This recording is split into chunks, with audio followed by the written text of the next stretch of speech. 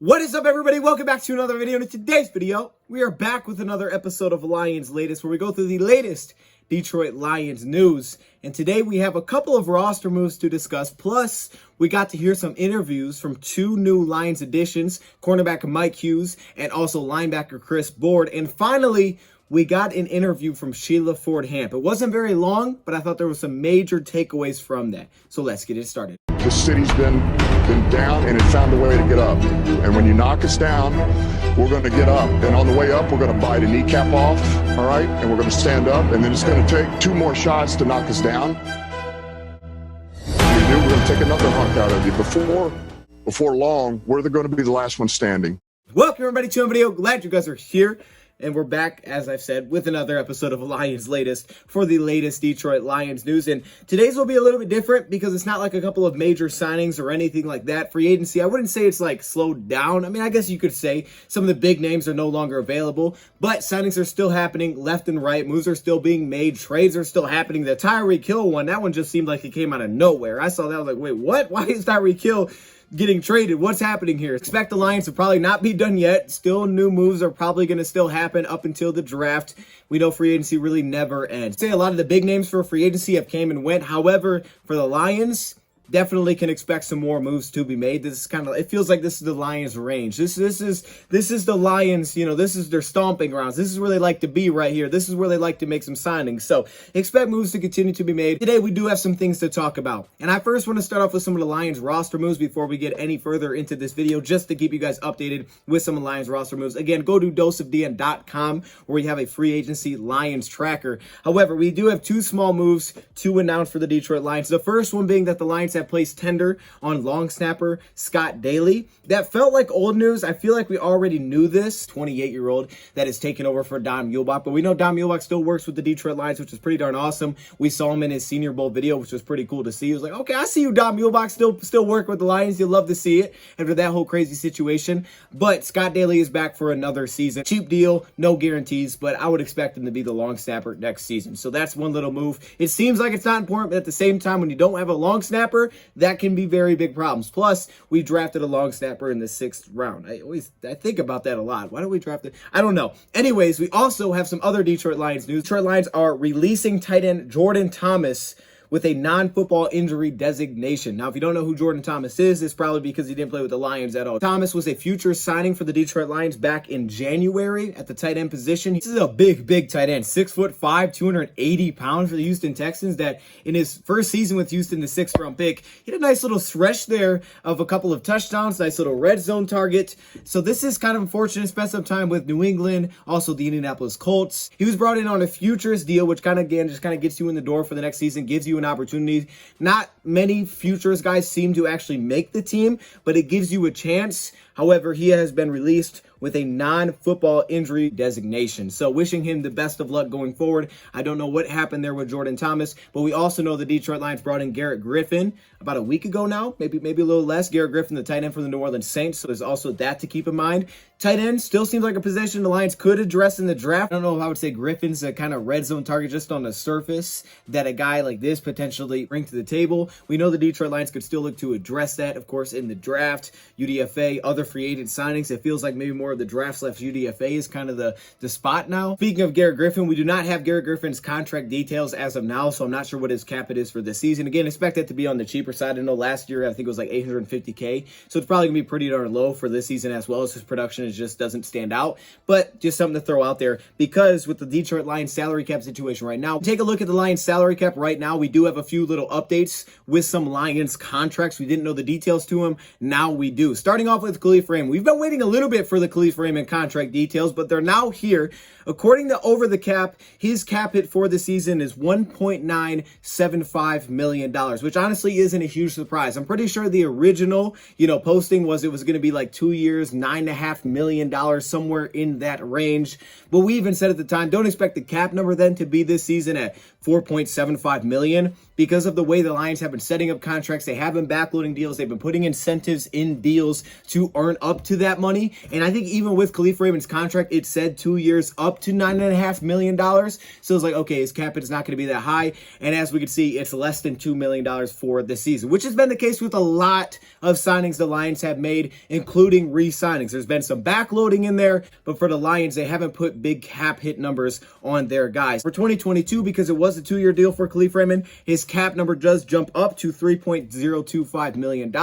So it does jump up a tad. Salary cap is expected to rise next season. It's expected to continue to rise, so it should offset some of that a little bit. For this season, if the Detroit Lions were to cut Khalif Raymond, he has $2.8 million in dead money, so the Lions would technically actually be losing money. So that's probably not the move. It kind of locks him into this season. However, next year, if the Detroit Lions were looking to cut a guy like Khalif Raymond, they would save $2.1 million with less than $1 million in dead cap. So it opens up a little bit more next year. This year, he's kind of locked in, which was kind of expected, and he has a very low cap number. So it makes a ton of sense. Now, the other signing, which is a very recent signing, apparently we already have the details for it. It's Chris Board, the linebacker from the Baltimore Ravens. He was only signed to a 1-year deal, but his cap number is actually a little bit higher than Khalif Raymond, set at, according to Over the Cap, $1.994 million. Still not super expensive for the Lions, but it is a little bit higher. It is a little bit higher than Khalif Raymond. Now, if he was cut, there would be $1 million in dead money. They would save about $990K. So they're, again, it kind of locks him into the season. Not completely, because it's still not a huge amount. Like $1 million in dead cap isn't crazy, but you don't want to have dead cap, because statistically teams with more dead cap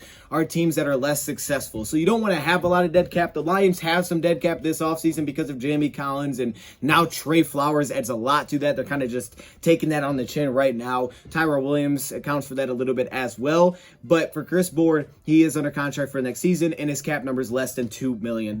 So I thought I would throw that out there, which leaves the Detroit Lions a little over $20 million in cap space, according to Over the Cap, sitting about $20.078 million in cap space, but that does not include the David Blau contract details, so we'll have to wait and see what his cap hit is going to be on the 1-year deal. Not expected to be super high. It does not include Garrett Griffin. Same thing, does not expect to be very high. Cornerback Mike Hughes, who probably won't be very high either. So it doesn't include those 3 players, but it means the Lions still do have some cap space and still some money to spend to add some more free agents. Not a ton of money, but they still have some money to make some moves happen if they want to go grab some more players. We know they had to visit with Arden Key, as he continues to visit teams as of now.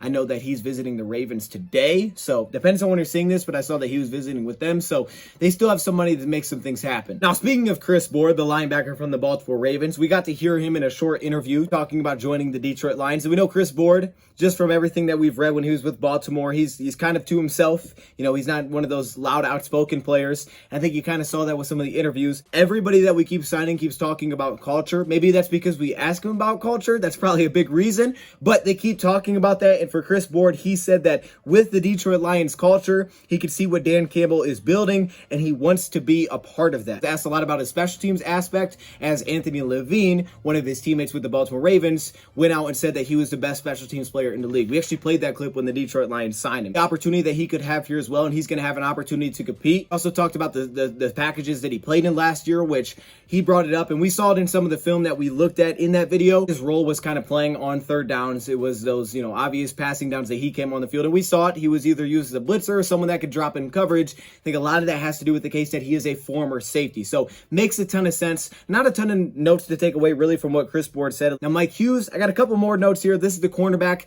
that we picked up from the Kansas City Chiefs on a 1-year reported $3.5 million deal. At the time with the Minnesota Vikings, he said he's coming in from Dallas, where he was doing his offseason training. I believe Chris Board said he was doing his offseason training in Florida. With Hughes, he said some similar things as Chris Board did as well about the opportunity for his career to come here. He said it felt real when he came here, initially talking to Aaron Glenn and Dan Campbell. He said he met with Aaron Glenn back at the combine when he was coming out of the draft. He also said that both Dan Campbell and Aaron Glenn liked him coming out of the draft. And Campbell at the time was with the New Orleans Saints. Aaron Glenn was also with the New Orleans Saints. He was a defensive backs coach, so he was the guy that went at pick number 30. So that was someone that they probably did discuss a little bit as well. But he said he's kind of brings that same vibe vibe that he brought back when they talked at the combine that he's bringing now. This quote by Mike Hughes, he said, "All I need is someone to believe in me, and I'll go to battle with them any day." He was asked about playing the slot versus outside position. He told the Detroit Lions that he had no preference playing inside or outside. Now, we brought this up a little bit in the free agency video when we did sign him, is that he didn't play in the inside coming out of college.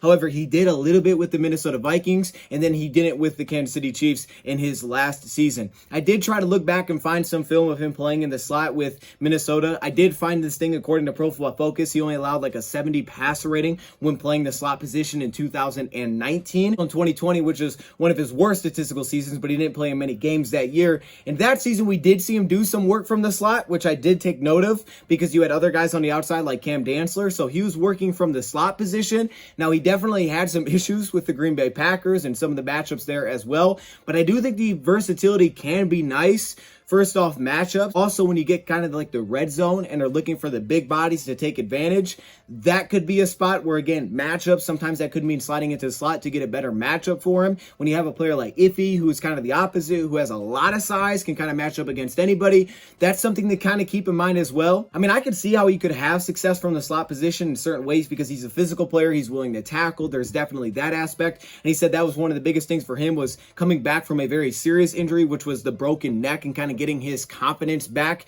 And even Mike Zimmer was talking about that when he was with the Minnesota Vikings, getting that confidence out there and say, I'm going to beat you one-on-one. I thought you saw a lot of that confidence with Kansas City. I thought he was playing a much more confident style than I saw in 2020 with Minnesota. Last season, that's something that the Detroit Lions defensive backs coach, both Aubrey Pleasant and Aaron Glenn, preached, was having that confidence. I know I'm saying that word a lot. As a cornerback, though, short memory to get back out there. He also did bring up Aaron Glenn playing as a defensive back, and that can definitely help, I think, for a cornerback, though, to just get back out there. You may get beat one play to come back and get back to work. And I think we saw it through the season when we talk about this progression and how players got better and how Amani really improved and Jacobs, got really good from the first time that we saw him until, of course, unfortunately, the injury, and Iffy coming back from the injury, things like that. So not even just coming back from, a serious neck injury, because I thought he looked really good at Kansas City versus what I saw with Minnesota. The thing with Mike is that he's definitely still young enough. I mean, going into year 5 in the NFL, plus the amount of games that he's missed, he only played about half the games with Minnesota. He's still definitely young enough where he can absolutely be molded by the secondary coaches, just like they talked about last season with all the young players that they had, that they could kind of mold them, and it was an opportunity for great defensive backs coaches to get to work with these young players. That's still kind of the case here with Mike Hughes, as long as he can stay healthy and then potentially get re-signed. I don't know if he necessarily be taking AJ Parker's spot at slot, but obviously competition can help. But I think just nickel packages in general, sub packages, dime packages, the ability to play inside, outside, could be very beneficial. There was a statistic put out there that with Minnesota, he played 29% of his snaps from the slot position. Don't know how true that is, but that was a statistic. That was a stat that I did read, so it's something to kind of throw out there.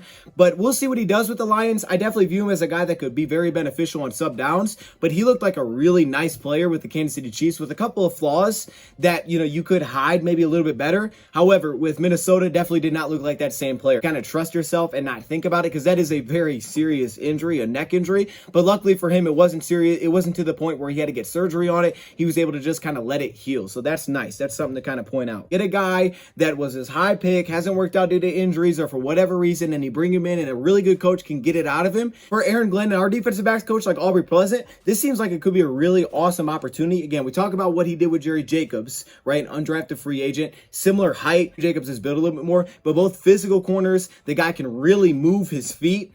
I'm very excited to see how this works out. If he can stay healthy, I see very high upside here with Mike Hughes for a guy that's very young. Hopefully it's kind of like the Charles Harris situation, not to the point where we need him because we're losing all our guys, but to the point where he really steps up, because you really can't have enough coverage corners, and he could really kind of solidify the cornerback unit. It's very young, but as he said, he's kind of one of the more experienced corners now in this group for the Lions because of how young it is. But I got no issues with it because a lot of guys stepped up. The next thing I want to talk about, which is Sheila Hamp. So Sheila Hamp did her interview. It was like it was less than 4 minutes. She talked about the Detroit Lions, but I thought it was a very important interview that Sheila Hamp had. Sheila Hamp did with the last hiring process was a change of pace from the last one when the Detroit Lions went out and just said, okay, this guy's recommended for us. We're going to hire this guy to be the general manager. And that was Bob Quinn. And I think we've made a lot of emotional decisions, and football is a very emotional sport. It's very unpredictable. You don't know what's going to happen week to week. One flag here, one call here can completely change a game. game and its outcome. It could lead to 1 win, 1 loss. We know it was only a 16-game season, so that 1 win, 1 loss can be very, very critical. Even the decision to fire everybody around Jim Caldwell. You're coming off of an 11-5 season. You're off to a 1-7 start, and you clean house around Jim Caldwell. You fire the GM, you fire the president, firing everybody around the head coach, the guys that hire the head coach. You're firing everybody around that guy. And then instead of finding the next guy to take over and be the general manager when things were going bad, when you're 1-7, you can't stand it as a fan. You're like, what the heck is this? This needs to change. That's one thing. But to then make the next hiring based on what's recommended to you instead of actually finding that person, now you could ultimately argue that that's the reason that Jim Caldwell was out. He felt like that was the reason that he was going to be out. And I'm not going to go into whether or not that was the right thing or not. The fact is the Detroit Lions did that to themselves because of the fact that they didn't go out and hire their next general manager. They asked for someone to recommend a general manager. And of course, he's going to go get his guy. General managers a lot of times hire their head coach. The Detroit Lions at the top did that to themselves. Bob Quinn, sure, he told us when he fired Jim Caldwell that, we were 9-7 twice. It wasn't good enough. He wanted to go win championships, this and that. And yeah, he wanted to go get his guy. Understandable why he'd want to do that. You hired him as the GM. But from the Detroit Lions top down, there really seemed to be no understanding of what the actual plan was. With this league, with all the uncertainty, you get one big injury, which can knock out a guy, the big Matthew Stafford injury that we saw. To make the firing, it wasn't even the same people that hired them. Now it was Sheila Hamp who took over, who made that firing. Credit to her, because after making the firing and saying what she wanted to be different and wanted to change, everybody that fires their head coach wants the next head coach to be the winner. She set out to find those people. And what's so important about this interview is it shows that she has stuck to what she said she was going to do. She wanted to be involved. She wanted a culture change. And just hire these people, back out, have no idea exactly what the plan is, and just base simply, we're not winning right now, I'm emotionally going to make a decision. Because the Lions have done that seemingly in the past. Sheila Hamp has done is she is involved in us where she sees the plan. She saw the plan when she hired these people, and she continues to talk about that. She talked like Brad Holmes. You want to make that signing, you want to make that move, we're struggling, but we stuck to our plan. Sheila Hamp, who was clearly embarrassed with some of the Detroit Lions performances, being shut out. We were in playoff contention. We got shut out to Carolina, who had a backup quarterback in the game. Now to see the plan, and this season where you didn't win a game up until the bye. You had 0 wins at the bye week. Yet you stuck to the plan. You understood what the plan was because you're involved enough to see that plan. You're not just looking from the outside in like, oh gosh, this is terrible. Some change needs to be made. Because in the past, the Lions might have fired everybody but just left Dan Campbell. That's not going to work. That's not how you do it. The game is too many swings, too many ups and downs. But to be close enough to understand where they believe you're at, what their vision is, and to see that vision, now you can fairly evaluate the decisions I feel like that you're making much better than you can from just an outside perspective looking in and not really seeing what the vision is. Even if it doesn't work out, because I can't say whether or not it's going to actually work out. I believe that it will, but we don't know. Even if it doesn't work out, Sheila Hamp can now look at it and say, okay, well, you didn't do this, so you didn't hit the requirements. Showcase this plan when we first hired you, and you said we would be here by this time, but unfortunately we're here and we're not hitting these spots that we had originally set when we put together this plan of how we were going to get there, not hitting those spots. Now you can much more clearly make the decision that, yeah, this is not working out, or vice versa. We're hitting these spots, we're in the area, so we can be patient and understand that this is where we're going, and we're starting to hit some of these marks rather than this, yeah, this ain't fast enough, this is not working. She said, we know what we have now, with the roster. Brad Holmes talked a ton about, building the foundation of this team, figuring out what you have in your guys, what guys you need to go forward with, what guys should be resigned. Sheila Hamp said, basically, we won't have those questions about, well, maybe this guy could do this if he had this amount of snaps. No, we've seen it. We know what they're going to bring to the table. We know what the guys are going to bring to the table. So that building the foundation that Brad Holmes had talked about, Sheila Hamp clearly understands what that vision is, and now she's aligned on that. And she continues to say, gosh, she had the free agency book in her office, so clearly she's involved. But here's the big part to me. This is where it stuck out to me with what Sheila Hamp said. Want to be involved, but I'm going to let them do their work. I will never meddle. That stuck out. That stuck out to me huge because, again, she wants to be involved. She saw this plan, this thing that they outlined, said, hey, here's our plan, whether it's 3 years, 4 years, whatever it may have been. This is the plan. This is how we're going to go about it. So she's not going to make these emotional decisions, be like, oh, fire him, this is not going well. Because she's involved. She sees the vision. right? But now she's stuck with that. She wants to be involved. When you have the free agency book in your office, she just wants to be involved, see what's happening, because she took a chance on you guys. And now, over a year into it, she continues to stay involved with this, which is huge. But she said, I would never meddle. Basically saying, I would never interfere and be like, well, hold up, we should actually go do this instead. I don't like that. Because she knows this is not her expertise. She hired the experts to run this, to do their job. She wants to be involved in seeing that plan through, but she's not going to interfere and say, well, we should hire this guy or trade that guy. And she shouldn't, because she doesn't know. She's supposed to have hired the people that know. But if she's involved in the plan, she won't be making crazy emotional decisions that hurts the Detroit Lions. She can see the plan through and make a fair evaluation. Are things working? Are they not working? What needs to change? That is what sticks out to me with what Sheila Hamp said. She wants the culture to change, to be involved, and yet a year later, she stuck through it. This organization that has shown not to be patient recently. Now, you could go back in the past and say, well, they were too patient. You know, when William Clay Ford was running it, he was too patient. But he wasn't as involved as Sheila Hamp was, from my understanding, from my readings. He wasn't even showing up to league meetings. You know, he was delegating a lot of that power. He was very loyal to his people, so it was different. But he wasn't involved like Sheila Hamp has been involved with the Detroit Lions. She's at training camp. She's on the sideline. I mean, we saw her at training camp on the sideline next to Brad Holmes watching training camp. It was like, whoa, that's Sheila Hamp. Martha Ford, I believe, was also with them at that time. But that just shows the commitment that she has to this. But at the same time, it will allow her to make much better decisions going forward, because she can see it. And since she hired her guys, she's going to believe and want to be involved, instead of just sitting back and be like, yeah, okay, you told us to hire him. Yeah, we'll hire him. Hopefully he wins. Oh, he's not winning. Fire him all. Love to see the fact that she is still involved to the point where she understands it. She's basically saying what Brad Holmes is saying. And that's huge. Hey, we may have wanted to make this move or that move. We were struggling, but